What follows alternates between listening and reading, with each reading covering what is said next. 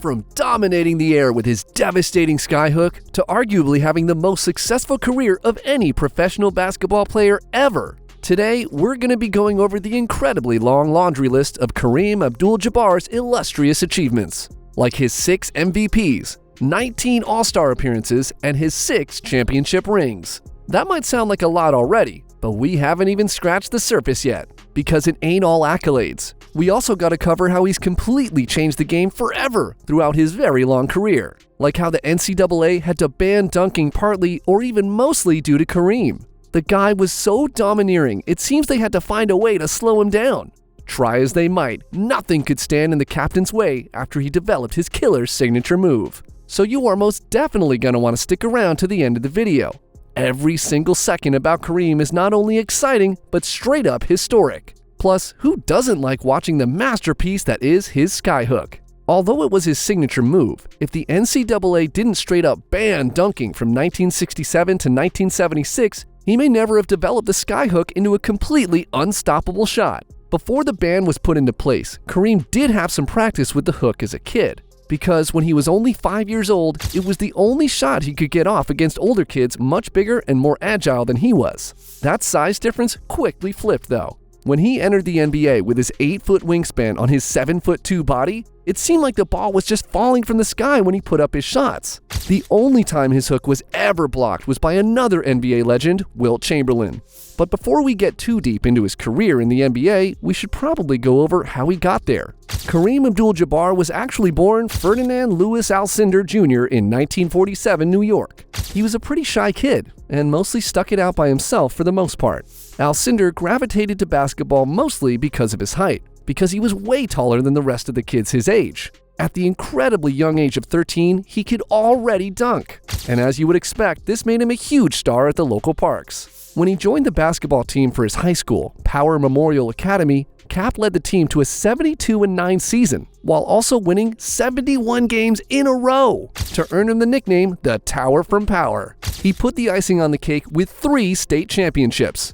Of course, this made him the top recruit in the country. One thing has always been true for the Tower from Power, and that is he just kept getting better and better every year. So when he landed a spot on the UCLA basketball team, he scored 56 points in his very first game on the varsity squad, breaking the record for most points in a game.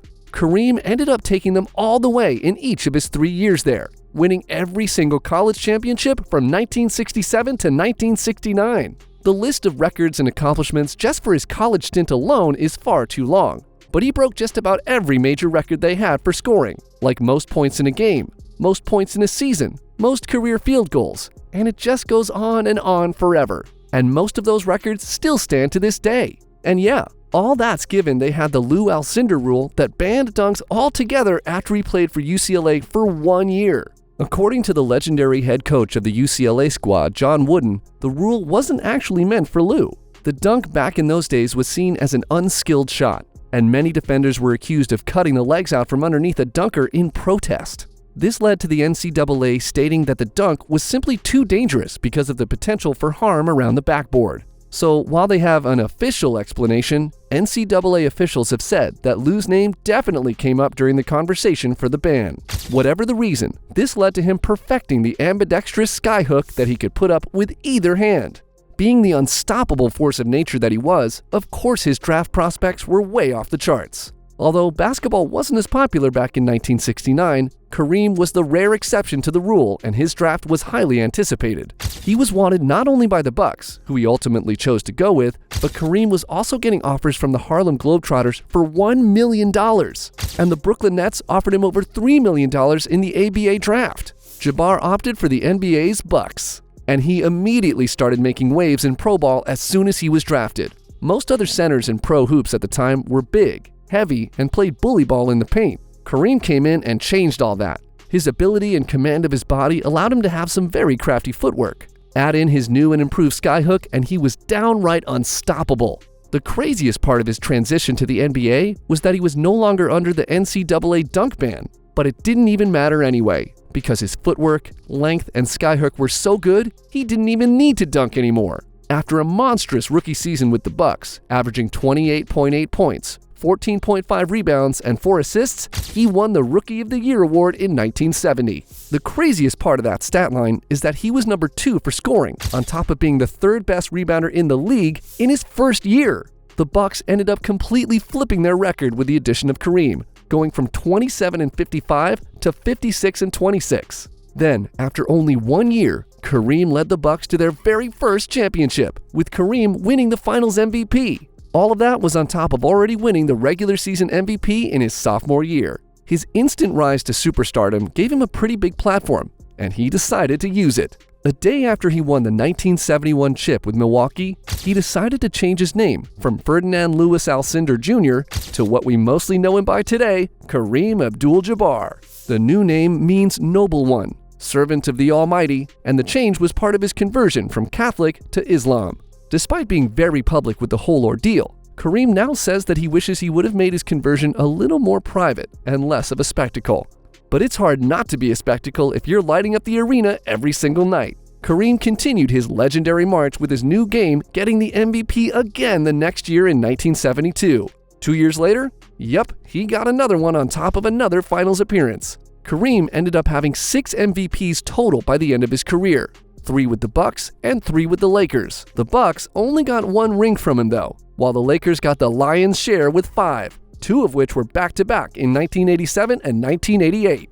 Kareem's accolades just keep stacking up, because every single year except 1978, he was an All-Star and he was an All-NBA selection. Only very recently has his record for number of points in an NBA career at 38,387 been overtaken by LeBron James. The 38,000 points bar is so high it was thought nobody would ever surpass it, because after LeBron and Kareem, the next best active player is Kevin Durant at 26,764 points. In today's league, there are a lot more points being scored by superstars. So for Kareem to set the bar that high over 25 years ago is actually insane to think about. When it came to his longevity, Cap says his dedication to yoga also helped him maintain his 20-year career. What's striking is that he says he didn't have many injuries because of it. Since his retirement, he's been inducted to the Hall of Fame in 1995. His jersey has been retired by both the Bucks in 1993 and the Lakers in 1990. Other than basketball, if you're a fan of martial arts or Bruce Lee, you definitely remember him in Game of Death. Unfortunately, the battle between him and Lee was part of a movie that was never finished because of Bruce's passing.